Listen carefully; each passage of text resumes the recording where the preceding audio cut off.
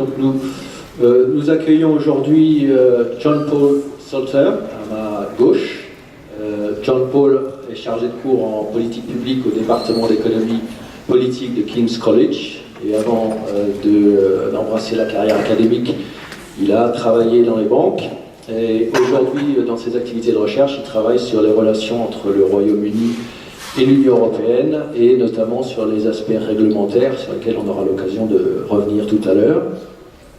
À ma gauche, monsieur Jean-Jean, que nous avons eu le privilège d'écouter tout à l'heure, donc il a consacré la quasi-totalité de sa carrière à la communauté européenne. Et à ma droite, donc David Massenet, qui est responsable du développement export à la banque publique d'investissement, plus connue sous le nom de BPI, et qui auparavant a passé une quinzaine d'années, je crois, à la COFAS. Alors, pour fixer les idées sur le thème que nous allons aborder, à savoir les banques et le financement en général, pour ceux qui connaissent un peu Londres, le Square Mile, c'est quelque chose qui représente, d'un point de vue économique, un poids important au Royaume-Uni. C'est 12 700 entreprises qui sont basées à Londres, la plupart étrangères. Depuis 2007, c'est 100 milliards d'euros qui ont été investis par les étrangers dans la City. C'est 2 millions de personnes. C'est 12% du PIB, ça fait beaucoup de chiffres, mais c'est tout le principe de la finance. Ça représente 230 milliards de contributions au PIB. Donc pour fixer les idées, 12% de contribution au PIB en Angleterre, c'est 3% pour la France. Donc c'est aussi au niveau des marchés financiers, la place de Londres est numéro 1 dans le monde sur les prêts internationaux, sur le change, sur les produits dérivés, sur l'assurance. C'est là qu'on trouve la quasi-totalité des hedge funds et des pension funds qui gèrent nos économies et les économies de la plupart des retraités des pays de l'Europe en particulier. C'est aussi les sociétés de private equity, c'est-à-dire les ressources financières des entrepreneurs dépendent en grande partie des décisions de gens qui sont installés là-bas et qui bénéficient d'un accès aux fonds important. Voilà, donc c'est beaucoup de ressources. Et dans on a aussi vu tout à l'heure, on a entendu au niveau des douanes qu'un certain nombre de décisions étaient actées, en particulier la sortie était actée. Aujourd'hui, il y a un certain nombre de banques qui ont pris cette décision de délocaliser une partie de leurs activités et de leur personnel. Je pense à HSBC qui a délocalisé pratiquement 2500 postes, dont la plupart sont à Paris. Goldman Sachs, Bank of America, Merrill Lynch ont délocalisé une partie de leurs activités aussi à Francfort. Un très gros réassureur qui est Swiss Re a délocalisé une partie de ses activités au Luxembourg, à Amsterdam. Donc il y a des choses qui bougent. La première question, je vais l'amener un peu différemment, mais sur les marchés financiers, on adore regarder les conjonctures et essayer de prévoir. Donc aujourd'hui, il y a quelques jours, on a passé le nouvel an chinois et on est maintenant dans le signe du cochon où on nous annonce une année de prospérité. La dernière fois que c'est arrivé, c'était en 2007. On sait comment ça s'est fini à la fin de l'année avec les subprimes. Donc la première question, c'est, maintenant que les banques savent prévoir, peut-être la première question à M. Jean-Jean, c'est faut-il être optimiste, pessimiste, et comment pensez-vous que les banques aujourd'hui se sont préparées dans les deux scénarios, no deal et deal? Oui, alors je vais essayer de répondre dans la mesure du possible. Ce que je voulais d'abord, c'est qu'en discutant au moment de la pause du café, regardais mon iPhone et je voyais un tweet de Guy Verhofstadt, le négociateur du Parlement européen, qui faisait référence à une lettre de monsieur Jeremy Corbyn qui posait ses conditions pour le soutien. Donc ce qui m'amène à penser que ça pourrait bouger. Bien entendu, lui, il veut l'union douanière, qui est une impossibilité pour les hard Brexiters. Mais il n'y a pas que les hard Brexiters au sein du Parti conservateur. Et moi, je reste persuadé que la raison, et peut-être la raison va quand même prévaloir, comme je l'ai dit à la fin de mon intervention tout à l'heure, voudrait qu'on puisse avoir une approche bipartisane à l'américaine sur un sujet aussi important pour l'intérêt national britannique. Pourquoi pas? Donc, première réponse, c'est que j'ose espérer que ça bouge et qu'on va éviter l'abîme du hard Brexit. Deuxièmement, en ce qui concerne la réaction des banques, alors c'est vrai que c'est difficile pour elles de quitter Londres, parce que Londres représente, et vous en avez fait l'expérience vous-même sur le terrain, est un microcosme où il y a des économies d'échelle absolument considérables. Et donc les métiers s'interpénètrent. Et donc et elles vont se trouver dans une situation de moindre optimisation économique et financière. Mais néanmoins, elles sont devant l'obstacle. Et l'obstacle, c'est que le passeport financier disparaît, que donc la libre prestation de services à partir de Londres, sur base de la licence britannique, disparaît, et que donc elles doivent s'organiser autrement. Vu la liste que vous avez mentionnée, on voit bien que les banques s'organisent, et elles s'organisent depuis un bon moment, parce que il y a associé à ces transferts des coûts, et notamment des coûts informatiques, qui sont assez considérables et auxquels elles doivent faire face. Donc, je pense que les banquiers, et pour avoir moi-même commencé mon carrière dans la banque, sont des gens organisés. Donc, ma réponse sera de dire, j'ai le sentiment qu'elles s'organisent, qu'elles prennent les décisions de localisation. J'ai le sentiment qu'elles ont aussi pris l'ampleur du problème. C'est-à-dire qu'il ne s'agit pas simplement de créer des boîtes aux lettres au Luxembourg, à Dublin ou ailleurs, mais que derrière, l'autorité de surveillance, le régulateur, attendra qu'il y ait le lien entre l'activité et les éléments de solvabilité, de façon à respecter ce qui est imposé au titre de la réglementation européenne. Alors, dans cette affaire, il y a beaucoup à faire pour les banques. Il y a aussi quelque chose à faire du côté des autorités publiques. Les banques sont elles qui doivent prendre leurs décisions de relocalisation en fonction d'un environnement juridique qui a changé. Les autorités publiques, elles, doivent s'assurer que les risques systémiques soient traités. Et j'allais dire que dans l'un et l'autre scénario, il me semble qu'on est relativement bien avancé.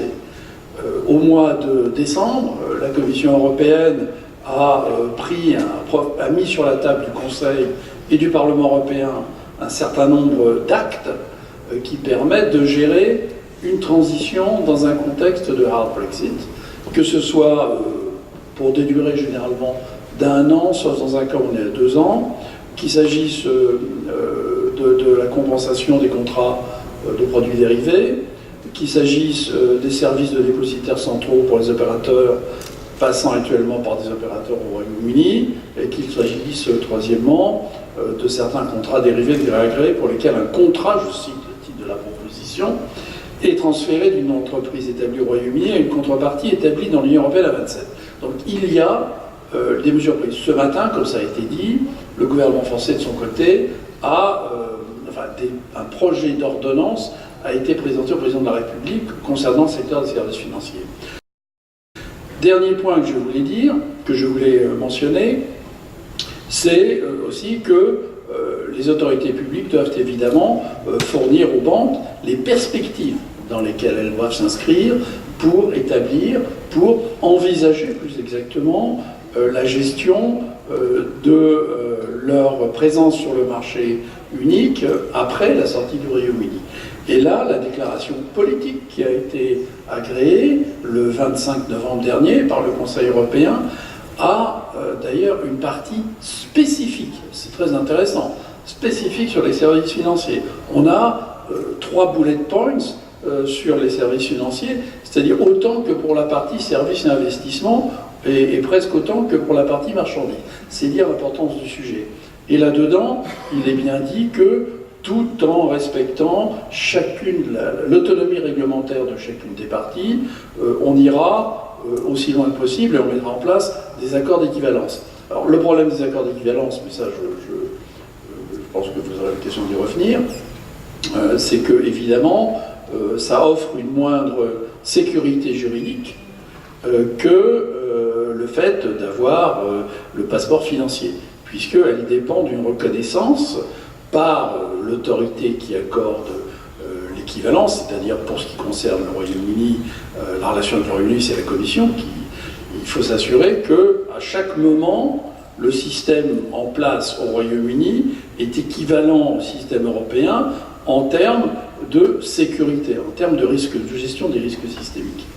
Et donc là, il y aura un gros travail à faire, et à mon sens, évidemment, le problème va être du côté britannique, mais là je sors peut-être un peu de votre question, mais tant pis, j'y vais, je m'arrêterai.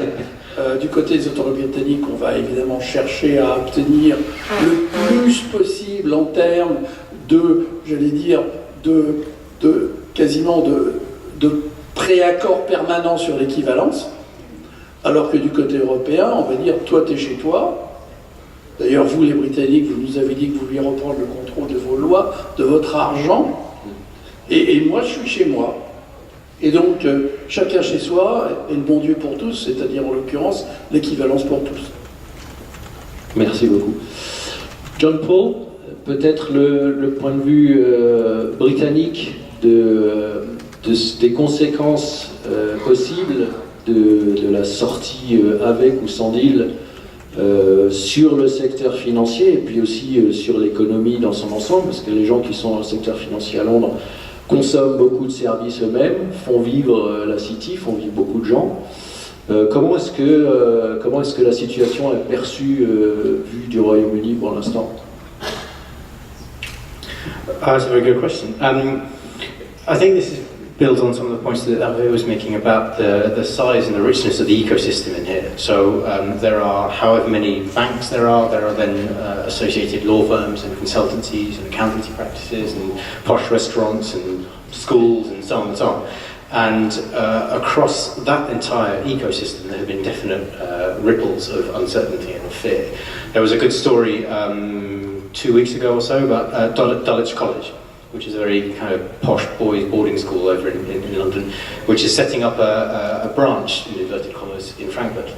So that all of the repatriated German bankers that are now currently working for Deutsche in London, when they move back to Frankfurt, will be able to educate their sons, or Goldman Sachs will be able to educate their sons at Dulwich, Dulwich brackets Germany. So there's definitely uncertainty, there's definitely kind of grim resignation to the fact that this is just an enormous annoyance. And I think that's the big thing. So in the months after the referendum, the kind of common perception was the City will lobby the hell out of the Conservative Party and we will end up with a soft Brexit. And then over that first summer, the City found itself horribly outmanoeuvred, and the Treasury found itself outmanoeuvred, and DexEU rose, and there was a whole kind of political machinations going on inside Westminster. And as a result of that, I think the City just said, well, okay, you carry on arguing among yourselves about nothing in particular, and we're just going to go and accelerate our plans and set up what we need to set up. So, as Hervé was saying, they are setting up new entities, they are moving people, they are moving assets, they are moving IT and infrastructure, and everything that needs to go is going. And pretty much has already gone. So all of the big firms, if they were going to go, they already have done, and if they're not going to go, they have made moves to wind down that business line and get out.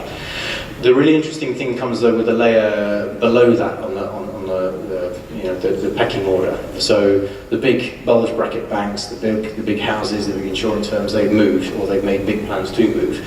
But below that there are hundreds, thousands of brokerages, small hedge funds, small niche banks, small IT houses that do bits of data management, small settlement houses that do bits of this and that, bits of brokerage work. And they are much like the SMEs that we were talking about an hour ago, in that they've got this vague idea that something big is coming. They don't have the in-house capacity to to understand the full complexities of this, and they are just waiting to see what happens, and they may well get eaten or drown, rather. So I think that's one thing to say about the sentiment and about the kind of the grim resignation. As for the bigger, broader economic picture, it's difficult because, so as you were saying, the financial services sector contributes 10 or 11% of the tax base, a big chunk of GDP, has a huge trade surplus with the EU, is very, very profitable. But in the kind of tensions that came from the financial crisis, it's not really very kind of confident in its lobbying anymore, or at least kind of not very big and publicly so. And there's quite a strong appetite in political circles and in social circles to use this as an opportunity to rebalance the economy, however this may well be done. I don't really know whether it could be done, but to rebalance the economy towards old-fashioned things like making things and selling things. Hence the industrial strategy and the rise of the DIT. And so, again, the city is just kind of grimly resigned to dealing with this as best it can, and then to repositioning itself to some new opportunities that are arising elsewhere. And they surely will do. The city's been through big turbulent shocks like this several times over in the last few hundred years, and has always come out bigger and stronger. Optimisme. On reviendra tout à l'heure pour bien comprendre de quel point de vue la réglementation a été changée, surtout la réglementation de transition, parce que vous verrez que les Anglais peuvent faire un certain nombre de choses avec l'Europe et vice-versa, mais il y a aussi pas mal de restrictions. Avant qu'on en arrive là, on a vu tout à l'heure qu'il y avait un site super qui était arrivé qui s'appelle brexit.gouv.fr. Une des questions qu'on se posait vis-à-vis des banques, je ne sais pas combien d'entre vous, chefs d'entreprise, avaient été approchés par vos banques pour vous dire tiens, en fait, dans 2 mois, il est possible que la façon dont vous faites du business avec l'Angleterre change un peu. Et c'est une des questions que je voudrais poser de par votre expérience, notamment sur le commerce international. Qu'est-ce qui se passe à la BPI par rapport à vos clients, et de façon générale, comment les banques informent les entreprises sur ce qui risque de changer en fonction des scénarios? Oui, alors chez BPI France, nous on a déjà une position un peu particulière, puisqu'on n'est pas une banque de flux, on n'a pas d'implantation au Royaume-Uni, donc forcément notre position est un peu délicate par rapport à cela.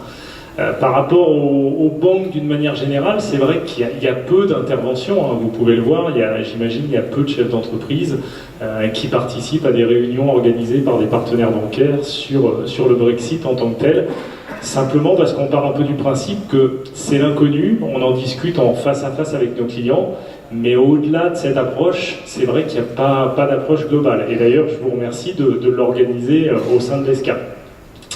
Après, sur BPI France à proprement parler, comme disait Monsieur Rideau des douanes tout à l'heure, par rapport à nos produits, nous on travaille déjà avec des pays tiers. Sachez que même si 70% des échanges de la France et des pays de la Loire en particulier sont vers l'Union européenne, nous on a à peu près 50% de nos produits, quand je dis nos produits, garantie de caution, de préfinancement, assurance prospection, garantie export, on est déjà sur des pays tiers. Donc c'est quelque chose qu'on sait appréhender, c'est quelque chose qu'on appréhende avec nos clients. Par contre, c'est vrai qu'il y a toute une formation qui va être probablement à refaire par rapport à ces sociétés-là pour justement leur faciliter la tâche. On a des partenaires à travers tout ça. Hein. On a les chambres de commerce, on a Business France, on a tout un tas de partenaires privés, des membres de l'OSCI qui travaillent justement, les CCEF également, qui travaillent à cet apprentissage et qui vont aider les entreprises à travailler avec des pays tiers. Donc là-dessus, je pense qu'on pourra passer ce cap-là. Une question néanmoins revient souvent chez nos clients, et celle-là, nous, on commence à la sentir vraiment comme majeure et prégnante. Ça va être la livre sterling. Concrètement, aujourd'hui, moi, la plupart de mes clients, quand ils me parlent du Brexit, ils me disent mais moi, mon problème, c'est pas que demain il y ait des frais de douane complémentaires, c'est pas la difficulté administrative. Mon vrai souci, c'est la livre sterling. Si demain la livre sterling plonge, Ben oui, une entreprise, elle peut absorber 5%, éventuellement 10%, mais si on parle de 30% de baisse, sur du court terme, oui, les partenaires bancaires, nous, on va savoir couvrir les entreprises. Sur du moyen terme, ben, ça sera moins 30% et il faudra savoir travailler avec moins 30%. Alors, comme disait monsieur tout à l'heure, ça peut être une opportunité pour les Britanniques, ça sera certainement pas une opportunité pour les membres de la communauté européenne. Ça, clairement pas. Merci. Alors, pour en revenir justement, on parlait de la livre et de la capacité des entreprises à se couvrir, à utiliser les marchés d'échange en particulier. Qu'est-ce qui est prévu aujourd'hui dans cette période transitoire en termes de réglementation? Là, je pose la question à John Paul. C'est un peu technique, mais je pense que c'est important qu'on comprenne les contraintes des banques et donc du coup des utilisateurs des banques dans cette période transitoire. Yeah, absolutely. So I think you can look at this in two kind of big zones. On the regulatory side, the Bank of England and the Financial Conduct Authority have started to put in place all of the kind of emergency measures that they would need to have ready, so that if we do get the no deal, they can open for business effectively on the Monday morning and carry on. And there's a temporary permissions regime which is being established so that European banks and financial institutions can carry on working in London for 3 years after Brexit, while they kind of get themselves organised and apply for proper permissions and so on. So on the incoming side, Britain is quite kind of prepared, on the regulatory front at least. In the other direction, Hervé was mentioning some plans the Commission is putting in place, but they are not as advanced, they are not as generous as we the Brits would say. And so it seems that European users of British financial services will lose out compared to European banks operating in London. There's a kind of really strange mismatch in the directions here.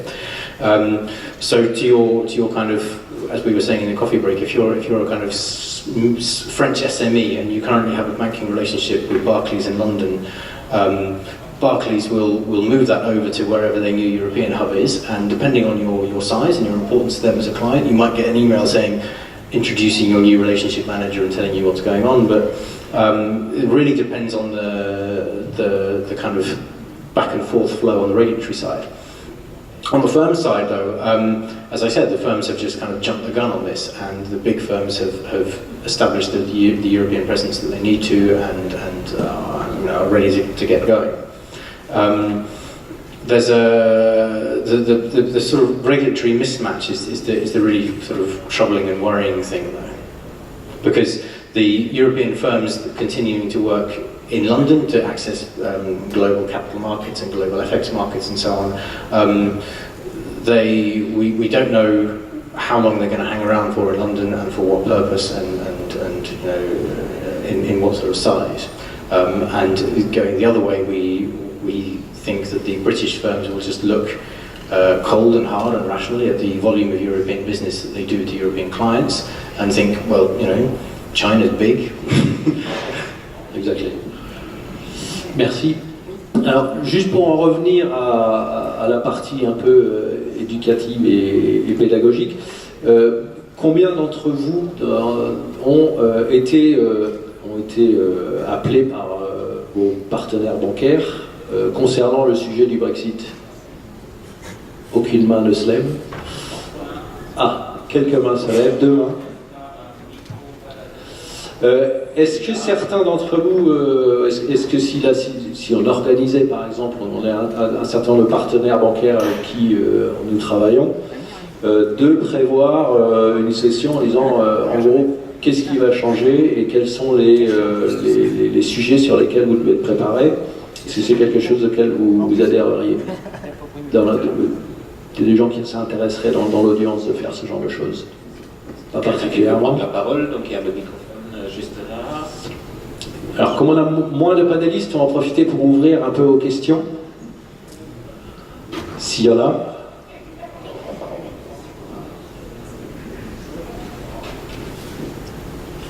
Ouais, vas-y. Je peux poser ma question sans micro? Ah oui, ok, oui,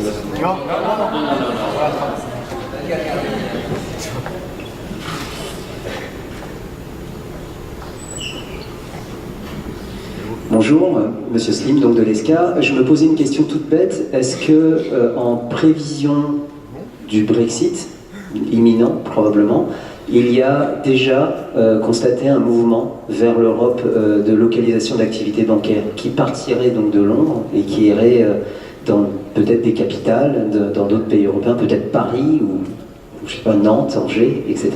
Voilà. Enfin, c'est une question ouverte, hein. Vous n'êtes pas obligé de répondre avec des chiffres précis. Est-ce que ce mouvement existe déjà? Qui souhaite... Voilà.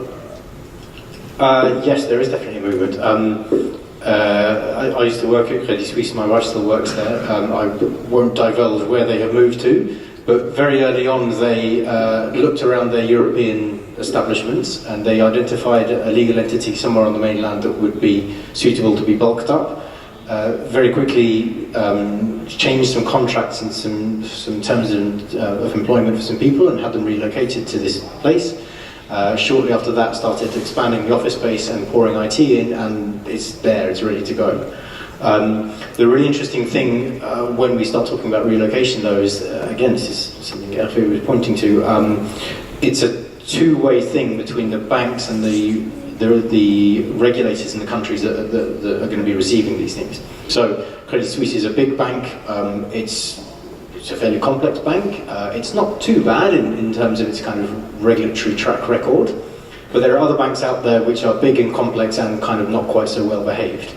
And European regulators are looking very, very carefully at the business plans and the transition plans, and imposing asking lots of very tough questions and imposing lots of constraints around these moves. Because the last thing BaFin want, for example, is a kind of London Whale type situation on their turf where they thought that somebody else was looking after the Frankfurt end of Barclays while it was peddling stuff to German pensioners, and the London regulator thought that BaFin was looking after the Frankfurt end, etc., etc. And in the gap between those two, nobody is looking after this thing, and we get a systemic risk build-up.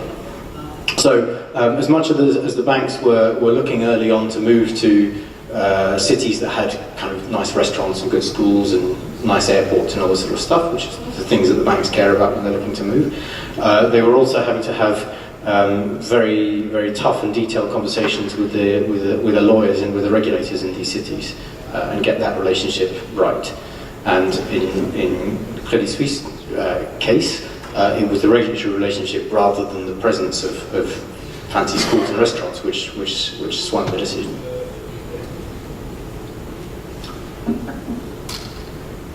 Une autre question? Clôture. Merci beaucoup à nos panélistes et puis bonne continuation. Merci.